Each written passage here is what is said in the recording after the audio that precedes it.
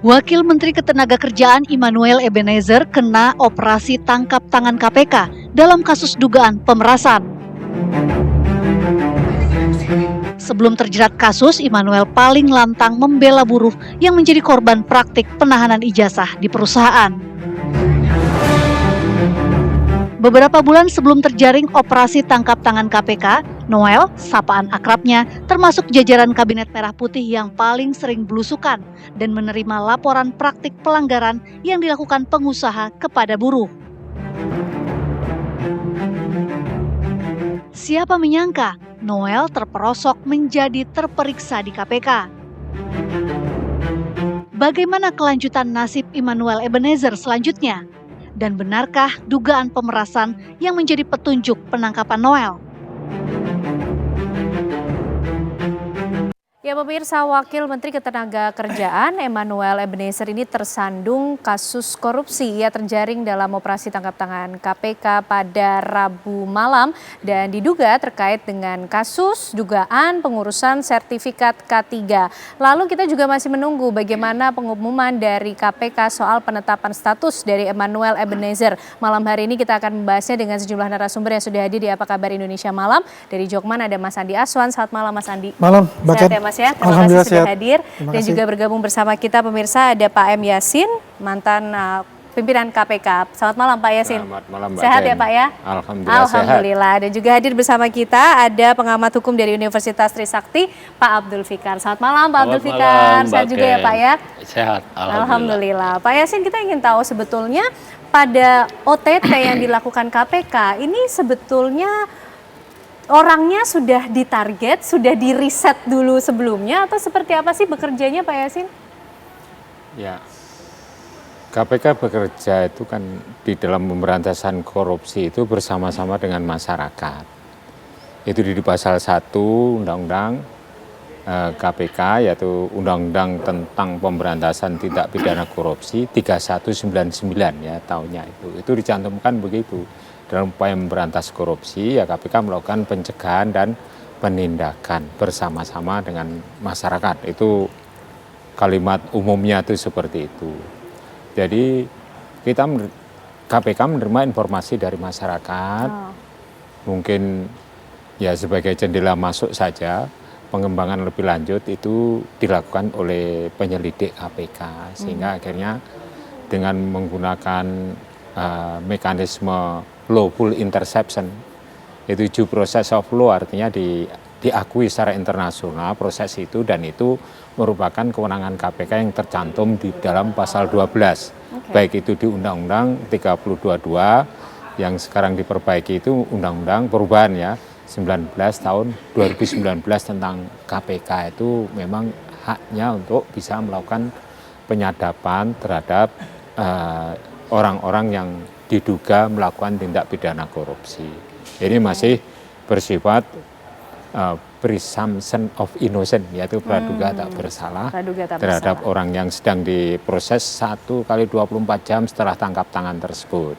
Tapi biasanya tangkap tangan itu ya ada yang menyuap, ada yang disuap, dan itu ada uangnya. Ya. Kalau salah satu dari ketiga aspek itu tidak ada, makin namanya bukan tangkap tangan itu. Jadi ya kita mendengar itu sebagai suatu kelaziman yang biasa dilakukan oleh KPK adalah ya diperiksa 1 kali 24 jam baru memutuskan siapa yang tersangka, siapa ya. Dan di antara yang diperiksa sekarang misalnya ada yang tidak terlibat di dalam dugaan tindak pidana korupsi itu, yaitu suap, yang dalam konteks ini diduga suap ya. Maka jika juga dia tidak dinyatakan sebagai tersangka. Jadi pengumumannya nanti setelah 1 kali 24 jam itu kira-kira, kalau kemarin itu jam 10 ya kira-kira jam 10 malam ini baru akan keluar press release yang dilakukan oleh KPK. Seperti itu Mbak Ken. Oke. Pak Yasin, tapi ketika laporan mungkin dari masyarakat itu masuk, kemudian KPK memproses sampai akhirnya melakukan OTT, dan nanti akan ada pengumuman dari status orang yang ditangkap tersebut. Biasanya ini selalu menjadi tersangka atau seperti apa Pak Yasin? Ya.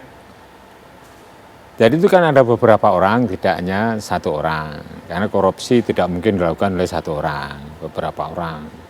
Misalnya pihak-pihak yang di dalam interception itu, lawful interception itu ada yang membantu proses transaksi yang diduga suap menyuap itu juga ikut diperiksa. Jadi bisa 3 orang, lebih dari 3 misalnya. Ya. Misalnya yang diperiksa 6 orang atau 9 orang itu ada saja ya yang sebagian di antara itu ada yang tidak tersangka itu karena tidak terlibat secara langsung atas perbuatan itu dan membantu perbuatan itu. Di dalam hukum pidana nanti Pak Abdul Fikar kan bisa menjelaskan tentang itu ya dari aspek hukum, baik hukum acaranya maupun KUHP-nya nanti kan bisa saja dijelaskan. Nah, langsung saja berarti Pak Fikar, ini bagaimana soal kedudukan atau status hukum dari mereka-mereka yang sudah ikut tertangkap atau terjaring dalam OTT KPK pada kasus ini nanti, Pak Fikar? Sampai saat ini kan belum ada. Tadi seperti Pak Yasin katakan, ditangkapnya kan jam 10 malam ya kemarin ya. Kira-kira 10 malam. Ya, mulai diproses pemeriksaannya. Paling lambat juga nanti jam 10 malam akan ada dari KPK, pengumuman ya, status dari mereka yang tertangkap itu. Oke. Nah, kedudukan mereka kemudian dihukum pidana Pak, siapa kemudian menjadi tersangka, siapa berstatus sebagai saksi, pemberian bobot ini seperti apa? Iya, dalam perspektif hukum pidana itu kan ada pembagian peran, ada pemisahan peran, gitu ya. Ada yang namanya pelaku. Ya, ada pelaku peserta itu yang diatur di 55 ya. Pelaku peserta KUHP, dia KUHP. Nah, KUHP.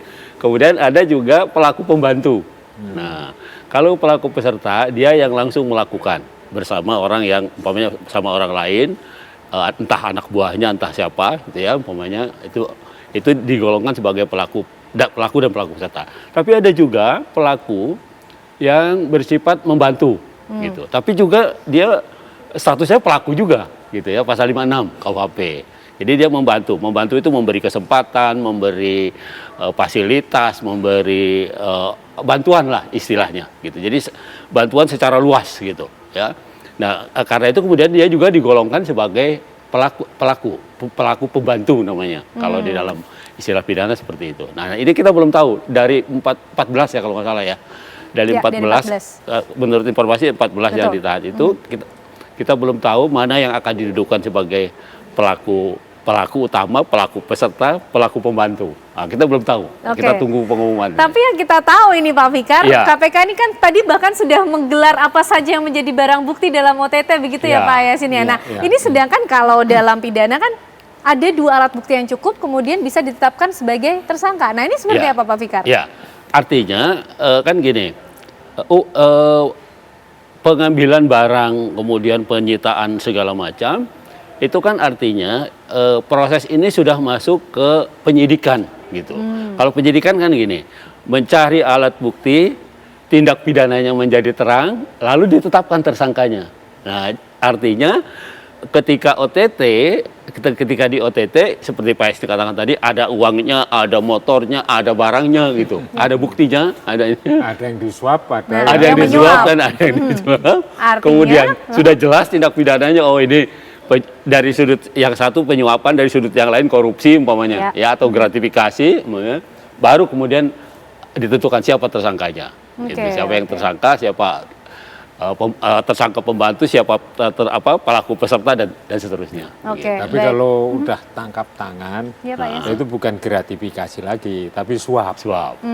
Jadi kalau gratifikasi kan ada spare waktu untuk bisa dia melaporkan.